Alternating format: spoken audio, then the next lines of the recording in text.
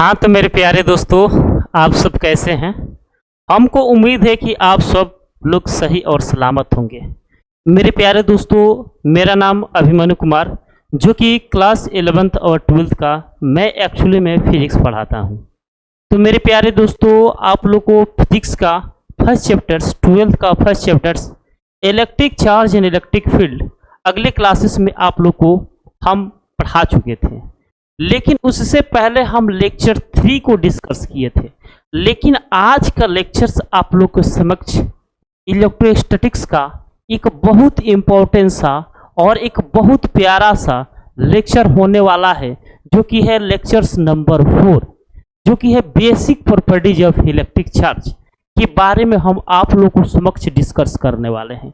मेरे प्यारे दोस्तों, आप सभी लोग अगर लास्ट तक बने रहे तो basic properties of electric charge को बहुत आसानी पूर्वक समझ और सीख सकते हैं, बशर्ते कब आप लोग लास्ट तक बने रहिएगा तब। तो चलिए मेरे प्यारे दोस्तों, मैं अपने सेशंस को स्टार्ट करता हूं।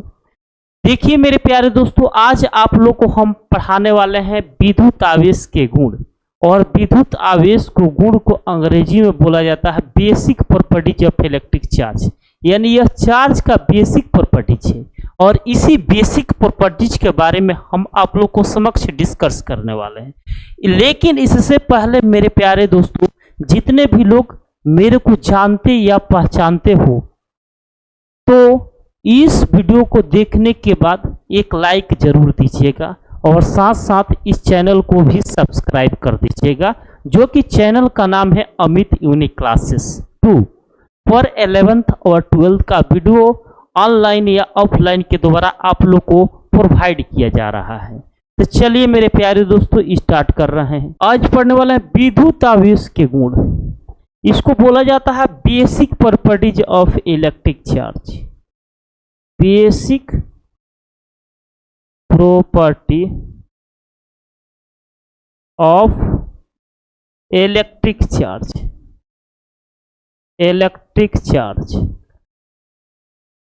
हिंदी में टाइपिंग हुआ है, लेकिन थोड़ा बहुत इंग्लिश के भी जानकारी होना आवश्यक होता है, तो यहाँ पे इंग्लिश में भी आप लोग को लिख दिए हैं। और basic properties of electric charge में, यानी आवेश के गुण में, हम 3 टॉपिक्स के बारे में आज हम डिस्कस करने वाले हैं, जो कि पहले आप लोग को समक्ष रहेगा आवेश के योग, यानी इसको आवेश का योग। दूसरा होता है आवेश के संरक्षण। तीसरा हम लोग डिस्कस करने वाले हैं आवेश के क्वांटिनीकरण, यानी पहला को हम इंग्लिश में चार्ज इज एडिटिव के नाम से जानते हैं, दूसरा चार्ज इज कंजर्वेशंस, और तीसरा चार्ज इज क्वांटिजेशंस के बारे में हम लोग डिस्कस करने वाले हैं। तो यहाँ पे स्क्रीन पर देख सकते हैं, पहला टॉपिक आप लोगों को समक्ष रहेगा आवेश का योग। तो देखिए, आवेश के योग को अंग्रेजी में बोलते हैं charge is additive. Charge is additive, edited. अब देखिए यहाँ पे चार्ज इन एडिटिव क्या होता है। जोग के मतलब होता है जोड़ना। जोग के मतलब होता है जोड़ना। अगर किसी भी निकाय के अंदर जो भी चार्ज संरक्षित रहते हैं, उन चार्ज को एक्चुअली में चिन्ह के साथ जोड़ते या घटाते हैं, उसी को हम बोलते हैं आवेश का योग। यानी कहने का सेंस यह है कि कोई निकाय है, आइसोलेटेड सिस्टम है, और उस सिस्टम के अंदर जो भी चार्ज प्रेजेंट रहते हैं, और उन्हीं चार्ज को या तो जोड़ेंगे नहीं तो घटाएंगे, तब उसको एक्चुअली में नाम दिया जाता है आवेश का योग। इसी को यहाँ पे जो कि स्क्रीन पर लिखा है, हम आप लोग को आवेश पढ़ाए थे, तो आवेश कौन सी राशि होता था? अदिश राशि होता था। तो देखिए यहाँ पे लिखा आवेश के द्रव्यमान की भांति यह अदिश राशि होता है। यानी जो आवेश होता है एक्चुअली में एक अदिश राशि होता है, जो कि विभिन्न प्रकार के आवेशों को एक साथ जोड़ने के लिए बीजगणितीय योग किया जाता है। कौन सा योग किया जाता है बाबू? बीजगणितीय योग किया जाता है, आवेश का योग कहलाता है। समझ में आ गया? लेकिन यहाँ पे एक वर्ड आ रहा है बीजगणितीय योग। तो बीजगणितीय योग का मतलब होता है किसी भी क्वांटिटी को चिन्ह के साथ जोड़ना या घटाना ही बीजगणितीय योग कहलाता है। जैसे मान लेते हैं 5 माइक्रोकुलाम है और एक -5 माइक्रोकुलाम है, ये आइसोलेटेड सिस्टम के अंदर प्रेजेंट है। उसको जब चीन के साथ जोड़ेंगे तो वहां पे चार्ज, नेट चार्ज का वैल्यू आएगा जीरो कूलम आएगा। तो 0 कूलम को हम चीन के साथ, यानी जो 5 माइक्रोकुलाम और +5 माइक्रोकुलाम को हम चीन के साथ जोड़ेंगे तो वहां पे 0 माइक्रोकुलाम आएगा। तो यहाँ पे समझ में आ गया आप लोग को कि आवेश के योग के मतलब होता है जोड़ना, वो भी प्लस नहीं तो क्या माइनस के साथ अगर जोड़ेंगे, यानी चिन्ह के साथ जोड़ेंगे तो उसको बोलते हैं बीजगणितीय योग। तो यही किसी भी निकाय के अंदर उपस्थित आवेशों को चिन्ह के साथ जोड़ना ही आवेश का योग कहलाता है। क्लियर हो गया। अब देखिए यहाँ पे अगला क्वेश्चन से, माना कि किसी निकाय में आवेश यहाँ पे 2 माइक्रोकुलाम का है, फिर यहाँ पे -2 माइक्रोकुलाम का है और फिर यहाँ पे +2 माइक्रोकुलाम का है। ठीक है, थोड़ा सा टाइपिंग में मिस्टेक हुआ है। यहाँ +4 माइक्रोकुलाम का है, -2 माइक्रोकुलाम का है और +2 माइक्रोकुलाम का चार्ज उपस्थित है। तो निकाय में उपस्थित कुल आवेश बताइए। जैसे मान लिए हैं एक कोई निकाय है, ये कैसा निकाय है बाबू? बंद निकाय है। बंद निकाय यानी क्लोज सिस्टम है। कैसा सिस्टम है बाबू? क्लोज सिस्टम है, यानी बंद निकाय है। और इस बंद निकाय के अंदर कितने कूलम का चार्ज है? 4। कितने कूलम का चार्ज है बाबू? एक 4 माइक्रोकुलाम का चार्ज है, एक -2 माइक्रोकुलाम का चार्ज है और एक 2 माइक्रोकुलाम का चार्ज है, यानी 3 चार्ज प्रेजेंट है। तो हम आप लोग को बताए थे कि कोई भी आइसोलेटेड सिस्टम यानी बंद निकाय के अंदर उपस्थित चार्ज रहेगा, उन्हीं चार्जों को चिन्ह के साथ जोड़ेंगे, नहीं तो घटाएंगे। तो यहाँ पे कुल आवेश पूछ रहा है, तो क्यू नेट बराबर क्या हो जाएगा? क्यू नेट बराबर, पहला चार्ज यहाँ पे 3 गो चार्ज है तो Q1 और प्लस यहाँ पे Q2 और प्लस यहाँ पे क्या हो जाएगा? Q3। ये संपूर्ण नेट का जो होता है। Q1 का वैल्यू दिया है यहाँ पे 4 माइक्रोकुलाम, फिर यहाँ पे Q2 का वैल्यू दिया है -2 माइक्रोकुलाम। ठीक है, तो प्लस में माइनस से गुणा करेंगे तो यहाँ पे क्या हो जाएगा? माइनस से नहीं हो जाएगा, डायरेक्ट लिख देते हैं। प्लस यहाँ पे दिया है 2 माइक्रोकुलाम। ठीक है, अब देखिए यहाँ पे 4 माइक्रोकुलाम और माइनस यहाँ पे क्या हो जाएगा? 2 और 2 कितना? 4 माइक्रोकुलाम। इसको घटाएंगे तो यहाँ पे क्या हो जाएगा? 0 माइक्रोकुलाम। यानी नेट चार्ज का वैल्यू यहाँ पे कितना माइक्रोकुलाम आ गया? 0 माइक्रोकुलाम आ गया। यानी कहने का सेंस यह है कि यहाँ इस बंद निकाय के अंदर कोई चार्ज नहीं है। कोई चार्ज नहीं है कि मतलब इसमें नेट चार्ज का जो वैल्यू है ये 0 के बराबर है। क्लियर हो गया मेरे प्यारे दोस्तों? इसको अगर स्क्रीनशॉट नहीं लिए हैं तो सबसे पहले स्क्रीनशॉट ले लीजिए। चलिए मेरे प्यारे दोस्तों आगे की तरफ बढ़ते हैं। अब यहाँ पे हम एग्जाम्पल कुछ करने वाले हैं।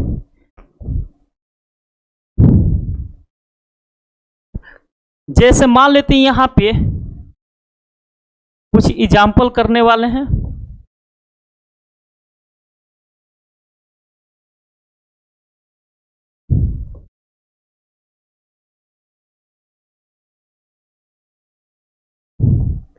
आप लोग को समक्ष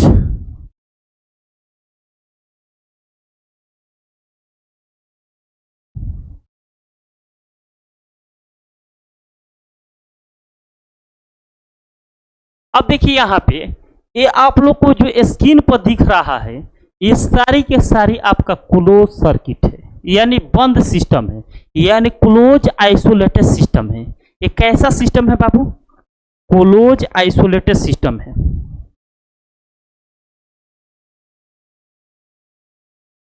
ये आपको कैसा निकाय है बाबू? बंद निकाय है।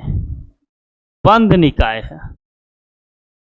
ठीक है, ये भी आपको कैसा निकाय है? बंद निकाय है। निकाय है, ये भी आपका बंद निकाय है। निकाय है, और ये भी क्या है बाबू? बंद निकाय है। और ये भी क्या है बाबू? बंद निकाय। और इस बंद निकाय के अंदर कोई भी चार्ज प्रेजेंट रहेगा।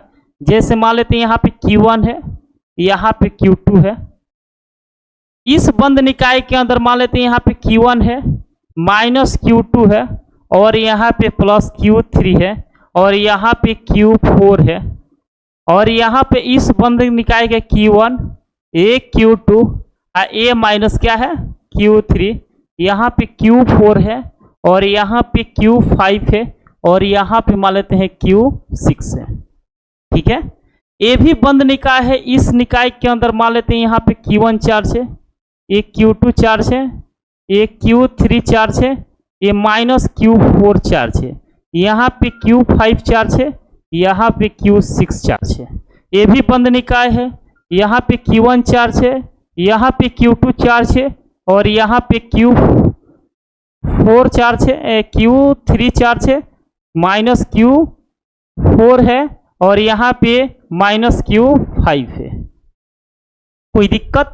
तो हम आप लोग को बताए थे कि कोई भी चार्ज जब आइसोलेटेड सिस्टम के अंदर प्रेजेंट रहेगा, उन्हीं चार्ज को चिन्ह के साथ जोड़ते नहीं तो क्या करते हैं, घटाते हैं, तब उसको एक्चुअली में आवेश का युग बोला जाता है। क्लियर हो गया?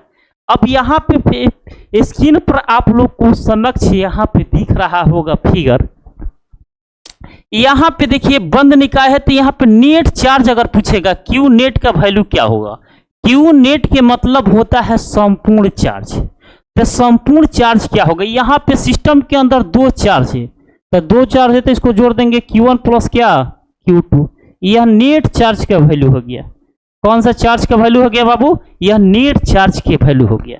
कहने का सेंस यह है कि मान लेते हैं हमारे क्लासेस में बहुत सारे स्टूडेंट पढ़ते हैं, तो हम उन सारे स्टूडेंटों को काउंट करेंगे जो इस क्लास में पढ़ते हैं। आउटर मोस्ट बाहर की दिशाओं में जो घूमते हैं रोडों पर, उनको कभी काउंट नहीं करेंगे। यहां पर भी वही कंडीशन है, यानी आइसोलेटेड सिस्टम के अंदर जो भी चार्ज प्रेजेंट है, उन्हीं चार्ज को हम चिन्ह के साथ या तो जोड़ेंगे नहीं तो घटाएंगे। आउटर मोस्ट बाहर के दिशाओं में प्रेजेंट है, उनको न तो जोड़ा जाता है और न तो एक्चुअली में घटाया जाता है। यहाँ पे देख सकते हैं, यहाँ पे Q4 जो चार्ज है यह बाहर की दिशाओं में है, तो बाहर की दिशाओं वाले चार्ज को कभी जोड़ते या घटाते नहीं है। किसको हम जोड़ेंगे, जो कि आइसोलेटेड सिस्टम के अंदर प्रेजेंट होगा। तो यहाँ पे कितने चार्ज प्रेजेंट है, अगर क्यू नेट का वैल्यू पूछेगा तो यहाँ पे कितने चार्ज प्रेजेंट है, यहाँ पे Q1 फिर प्लस Q2, यहाँ पे क्या है माइनस है तो माइनस Q2 और फिर प्लस क्या Q3, इतना चार्ज प्रेजेंट है। कहने का सेंस यह है कि ये माइनस है तो माइनस यहाँ पे क्या लिख देंगे Q2 और प्लस क्या हो जाएगा Q3, तो ये माइनस है। ठीक है, अब देखिए इसके अंदर पूछेगा कि संपूर्ण आवेश का वैल्यू क्या होगा, तो Q नेट बराबर, अब देखिए सबसे पहले फिगर में देखिए इस आइसोलेटेड सिस्टम के अंदर कितने चार्ज है, हम आप लोगों से पूछेंगे तो क्या बताइएगा, एक Q1, दूसरा Q2, माइनस Q2 और तीसरा क्या है माइनस Q3, यानी तीन चार्ज प्रेजेंट है आइसोलेटेड सिस्टम के अंदर। उसी चार्ज से हमको मतलब है, बाकी आउटर मोस्ट में जो भी चार्ज प्रेजेंट है उससे कुछ लेना देना नहीं है। तो देखिए Q नेट बराबर यहाँ पे क्या हो जाएगा Q1 और माइनस यहाँ पे क्या हो जाएगा Q2, फिर माइनस क्या हो जाएगा Q3। ये आपको नेट चार्ज का वैल्यू निकलेगा यहां से। ठीक है, यहां से आपको नेट चार्ज का वैल्यू निकलेगा। ये बताए थे कि जो सिस्टम के बाहर रहता है उसको काउंट नहीं किया जाता है, जो क्लास के अंदर पढ़ते हैं, सीखते हैं, समझते हैं, उनको काउंट कर लेते हैं। आउटर मोस्ट बाहर की दिशाओं में जो टहलते हैं उसको काउंट नहीं किया जाता है। यहाँ पे देखिए, यहाँ पे क्यू नेट का वैल्यू पूछेंगे क्या हो जाएगा, तो क्या बताइएगा आप लोग, इस आइसोलेटेड सिस्टम के अंदर कितने चार्ज प्रेजेंट है बाबू, चार चार्ज प्रेजेंट है। आपका तीन चार्ज प्लस में है और एक चार्ज माइनस में है, और दो चार्ज आपका Q6 और Q5 चार्ज बाहर की दिशाओं में है। तो हम आप लोग को बताए थे कि बाहर की दिशाओं में जो भी चार्ज रहता है उसको जोड़ा नहीं जाता है। तो देखिए यहाँ पे चार्ज क्या है Q1 और फिर प्लस क्या है बाबू Q2, फिर यहाँ पे प्लस क्या है Q3 और माइनस यहाँ पे क्या हो जाएगा Q4। ये नेट चार्ज का वैल्यू इससे निकलेगा। क्लियर हो गया। अगर ये भी एक बंद निकाय है, क्लोज सिस्टम है, तो यहाँ पे पूछेंगे कि नेट चार्ज का वैल्यू क्या है। तो यहाँ पे क्यू नेट क्या हो जाएगा बाबू, क्यू नेट बराबर आइसोलेटेड सिस्टम के अंदर क्या चार्ज है Q1, फिर प्लस यहाँ पे Q2 प्लस क्या है फिर Q3। आउटर मोस्ट बाहर की दिशाओं में जो भी चार्ज रहता है उसको चिन्ह के साथ कभी जोड़ा या नहीं न तो घटाया जाता है। क्लियर हो गया। अगर स्क्रीनशॉट नहीं लिए होंगे मेरे प्यारे दोस्तों तो इसको आप लोग ले लीजिए, ठीक है। यहीं से आपका चार्ज का बेसिक स्टार्ट होता है, ठीक है। अब देखिए यहाँ पे इस पर सवाल कैसे पूछेगा, सवाल की बात कैसे उठाएगा। अब देखिए यहाँ पे सवाल की बात करते हैं तो देखिए सवाल कैसे पूछेगा इस पे।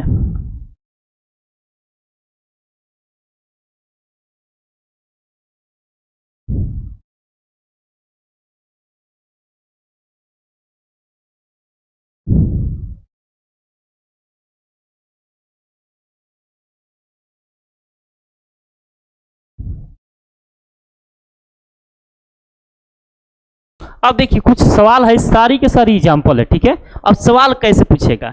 ये बाबू आइसोलेटेड सिस्टम है, कैसा सिस्टम है, आइसोलेटेड सिस्टम है, यानी बंद निकाय है। ये भी बंद निकाय है, ये भी बंद निकाय है, ये भी बंद निकाय है, वो भी बंद निकाय है।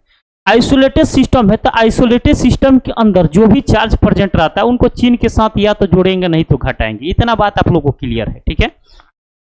जैसे मान लेते हैं कोई बंद निकाय है, इसके अंदर मान लेते हैं 2 माइक्रोकूलम का चार्ज है, ये आपको 2 माइक्रोकूलम का चार्ज है और -4 माइक्रोकूलम का चार्ज है, ठीक है। तो इसमें पूछेगा कि नेट चार्ज का वैल्यू बताइए, नेट चार्ज का वैल्यू बताइए यानी संपूर्ण आवेश की। तो देखिए यहाँ पे क्यू नेट बराबर क्या करेंगे, क्यू नेट बराबर यहाँ पे 2 माइक्रोकूलम और प्लस यहाँ पे क्या 2 माइक्रोकूलम और फिर माइनस क्या 4 माइक्रोकूलम। अब देखिए तो 2 और 2 कितना हो जाएगा 4 माइक्रोकूलम और -4 माइक्रोकूलम, इसको घटाएंगे तो क्या हो जाएगा 0 माइक्रोकूलम।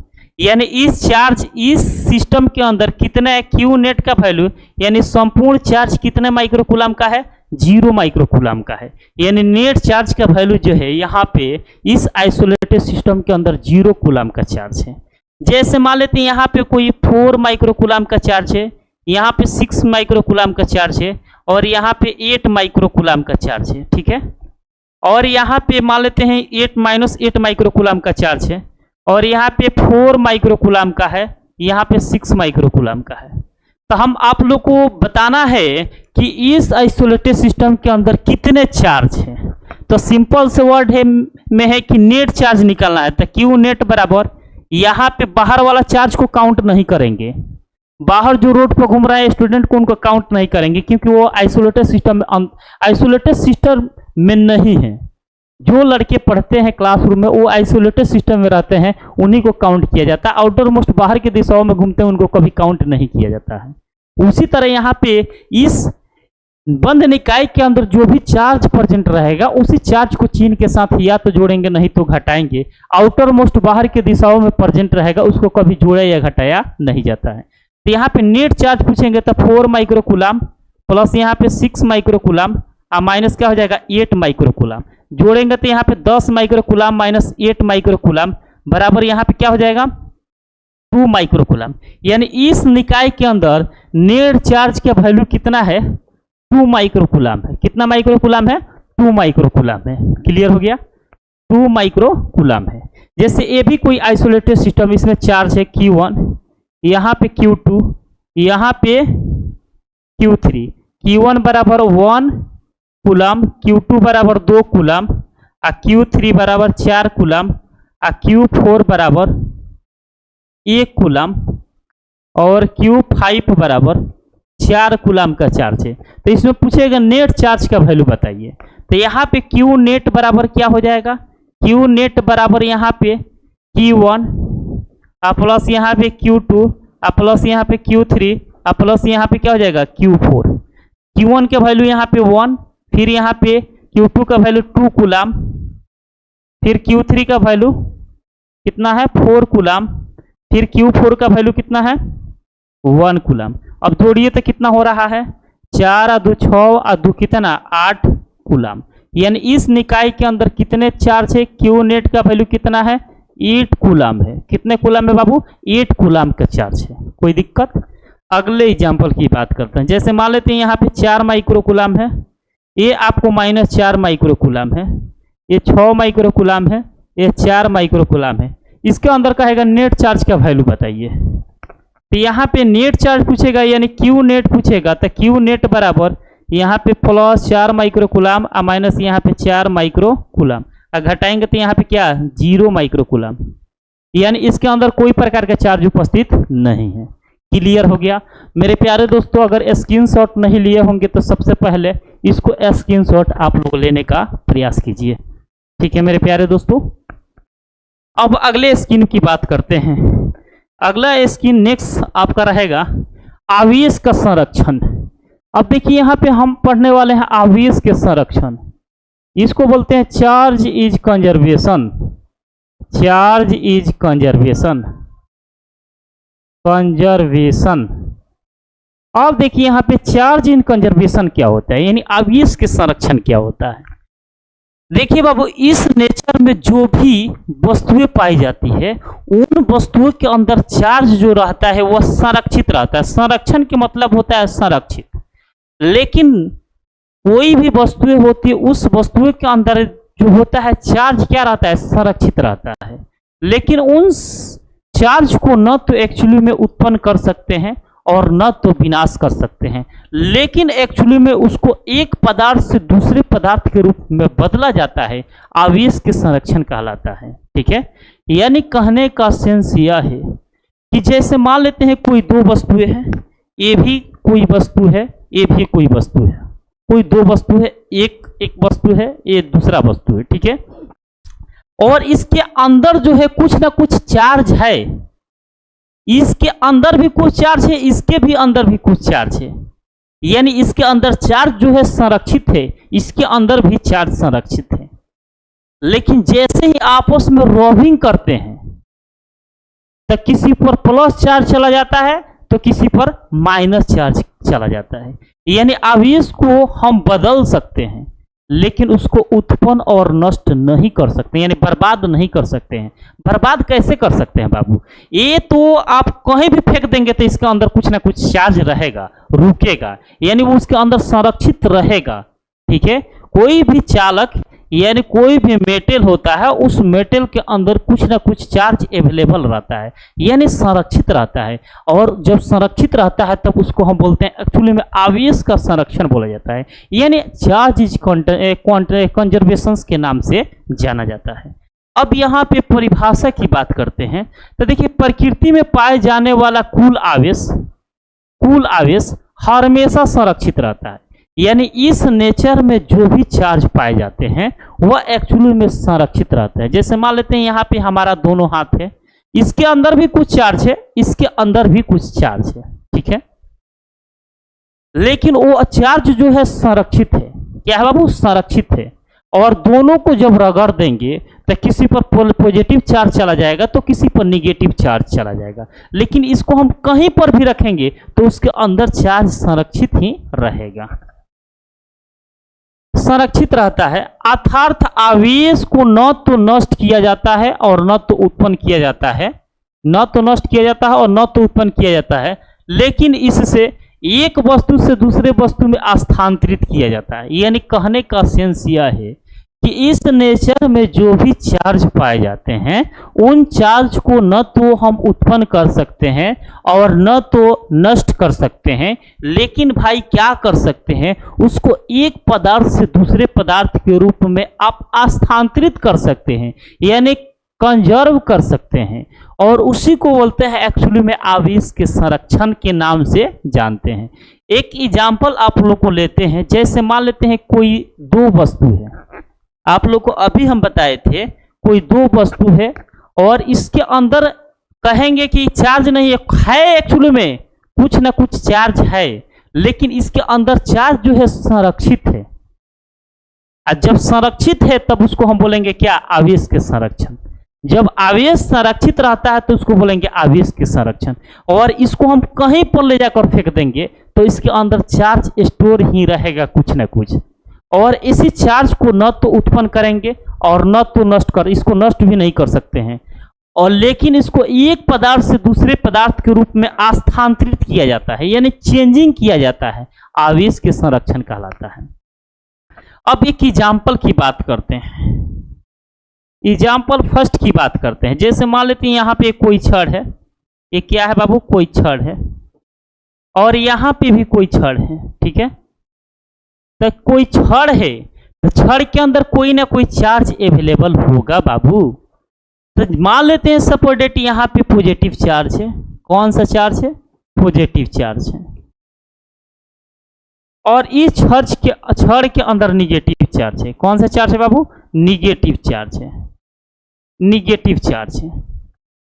ये फर्स्ट छड़ है, ये सेकंड छड़ है, यानी कोई दो छड़ है, ठीक है।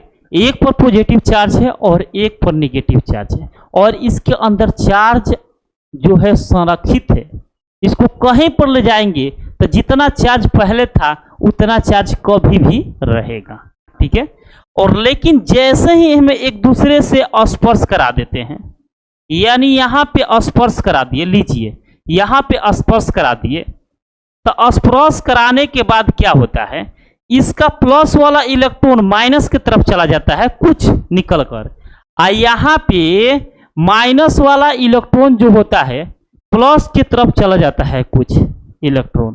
तो यह जो छड़ है प्लस और माइनस में बदल जाता है, यानी धनात्मक और ऋणात्मक आवेश में बदल जाता है, यानी स्थानांतरित हो जाता है, और इसी को बोलते हैं आवेश का संरक्षण। तो देखिए कैसे बदलेगा, plus minus plus minus plus minus plus minus plus minus plus minus plus minus plus minus plus minus plus minus plus minus. अब देखिए यहाँ पे चार्ज क्या हुआ, स्थानांतरित हो गया,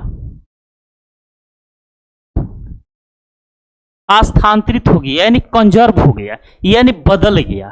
और इसी को एक्चुअली में नाम देते हैं आवेश के संरक्षण।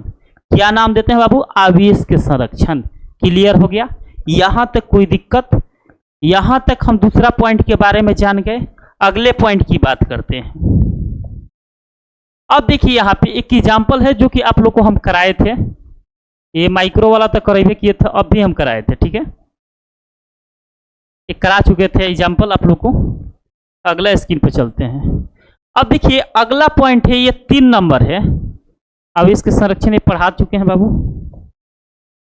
अब पढ़ना है यहाँ पे हम लोग को आवेश के क्वांटिनीकरण।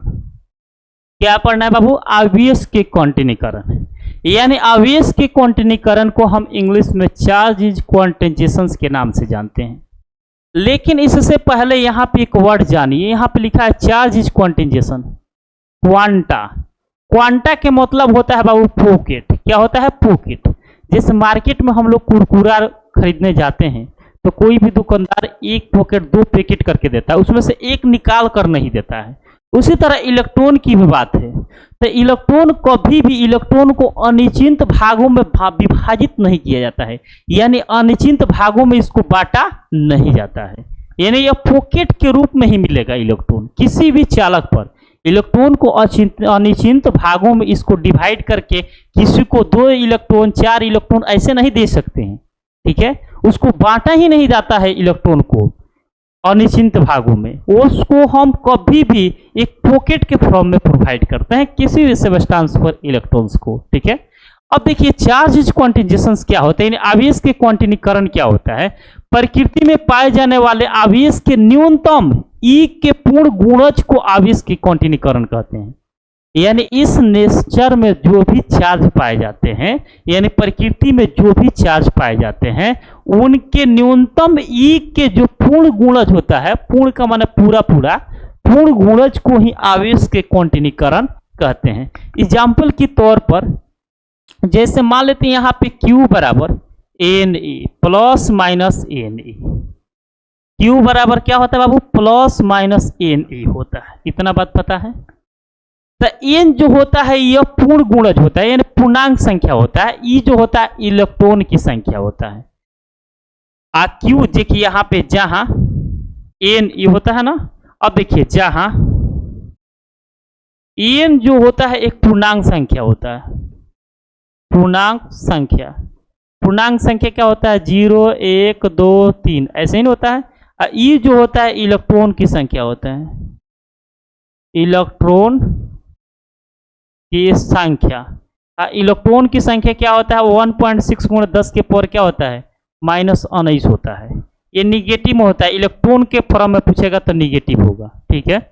अगर प्रोटॉन के फॉर्म में पूछेगा, ठीक है, अगर प्रोटॉन के फॉर्म में पूछेगा ये पॉजिटिव, तो यहाँ पे ये क्या हो जाएगा, पॉजिटिव हो जाएगा। 1.6 गुणा 10 के पावर क्या हो जाएगा, -19 हो जाएगा। क्लियर हो गया। Q बराबर प्लस माइनस क्या हो जाएगा, Ne हो जाएगा।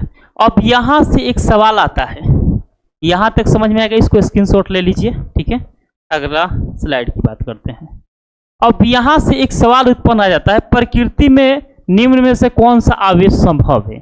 यानी इस नेचर में जो भी चार्ज पाए जाते हैं वह चार्ज गुणनफल के फॉर्म में होना चाहिए, तभी आपके संभव होंगे। अथवा दशमलव में रहेगा तो दशमलव वाला चार्ज कभी संभव नहीं होते हैं।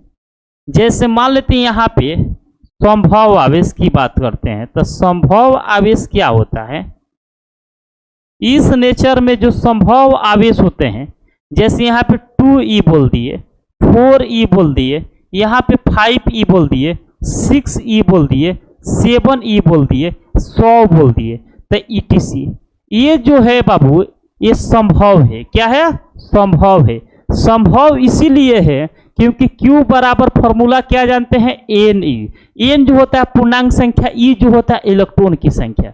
तो देखिए यहाँ पर 4 पूर्णांक संख्या हो गया, E इलेक्ट्रॉन की संख्या हो गया, तो यानी गुणनफल के फॉर्म में है, यानी गुणनफल के फॉर्म में है तो एक्चुअली में यह संभव है। अगर गुणनफल के फॉर्म में नहीं होगा तो एक्चुअली में संभव नहीं होगा। अब यहाँ पे असंभव की चर्चा कर लेते हैं।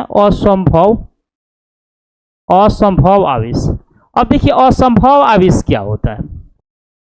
जैसे मान लेते हैं यहाँ पे 1/2E, 3/2E, 5/2E, 7/2E, 3.4E, 4.2E, 5.3E। अब देखिए यहाँ पे इलेक्ट्रॉन तो गुणनफल के फॉर्म में है लेकिन दशमलव में है, और दशमलव में जो आवेश होता है यानी तोड़ा गया आवेश जो होता है वो तोड़ा गया आवेश एक्चुअली में संभव नहीं होता है।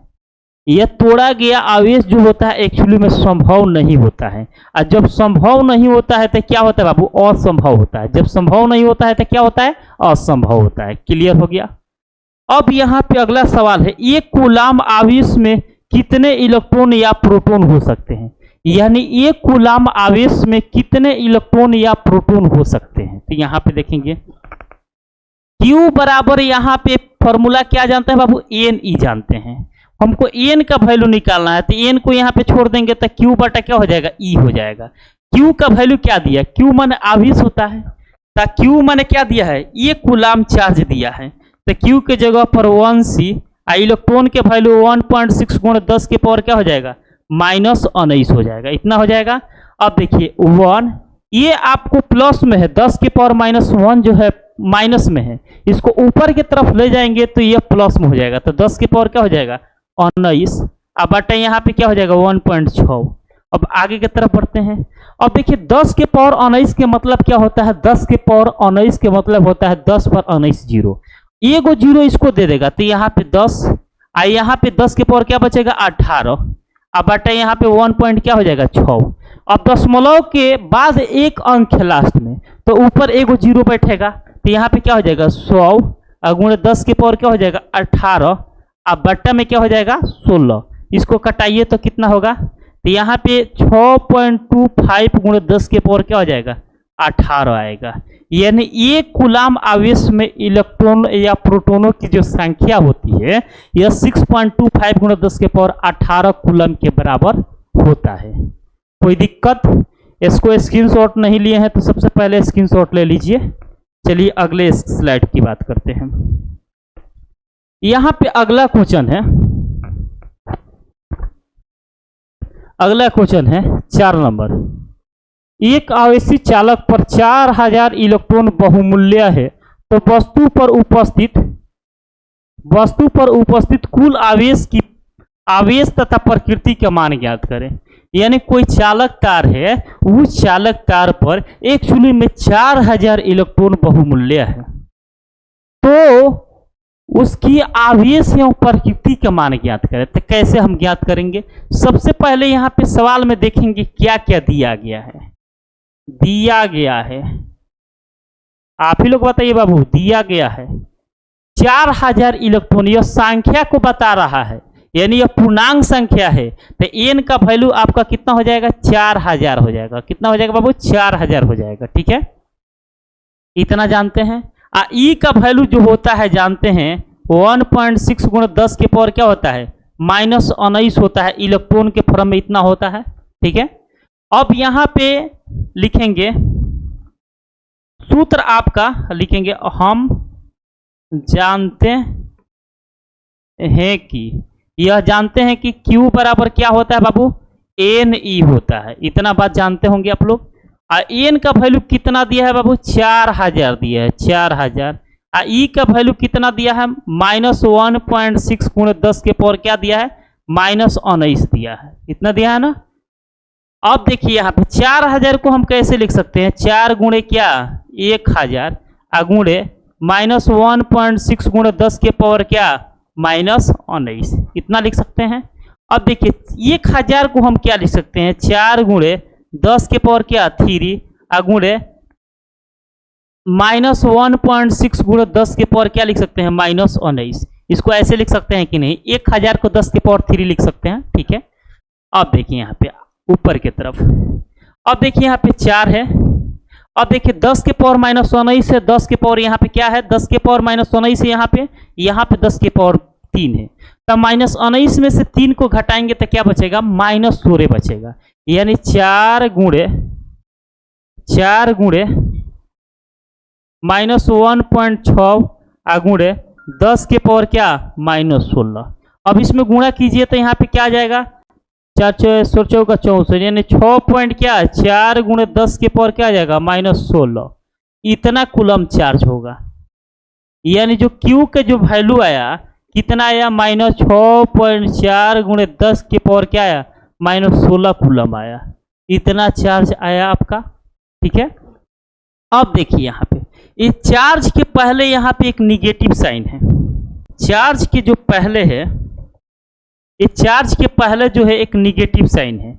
और निगेटिव साइन यह बताता है कि यह जिस पर जो आवेश आएगा यह ऋणात्मक होगा। कैसा होगा? ऋणात्मक होगा। अब यहाँ पे दोनों सवाल क्लियर हो गया। ये आपको आवेश का वैल्यू है। किसका वैल्यू है? आवेश का। ये जो है आपका निगेटिव चार्ज आया, तो निगेटिव चार्ज जो होता है यह नेचर को बताता है, यानी प्रकृति की बताता है। तो यानी जो इस पर जो प्रकृति आएगा यह ऋणात्मक होगा। क्या होगा? ऋणात्मक होगी, यानी निगेटिव नेचर का चार्ज आएगा। क्लियर हो गया मेरे प्यारे दोस्तों। आज इतने हम आप लोग को समक्ष रहने देते हैं। अब अगले क्लासेस में हम आप लोग को पढ़ाएंगे मेरे प्यारे दोस्तों। इससे पहले आप सभी लोग अगर नोट नहीं किए हैं तो सबसे पहले इसको नोट डाउन कर लीजिए। ठीक है, और स्क्रीनशॉट ले लीजिए मेरे प्यारे दोस्तों। और बहुत जल्द हम आप सभी लोग को लाइव क्लासेस का भी व्यवस्था बहुत जल्द आप लोग को प्रोवाइड करने वाले हैं। वो भी टाइम टेबल निर्धारित कर देंगे। लाइव क्लासेस पढ़ाएंगे तो कब कब पढ़ा सकते हैं, उसी टाइम से आप लोग को लाइव क्लासेस हम कराएंगे।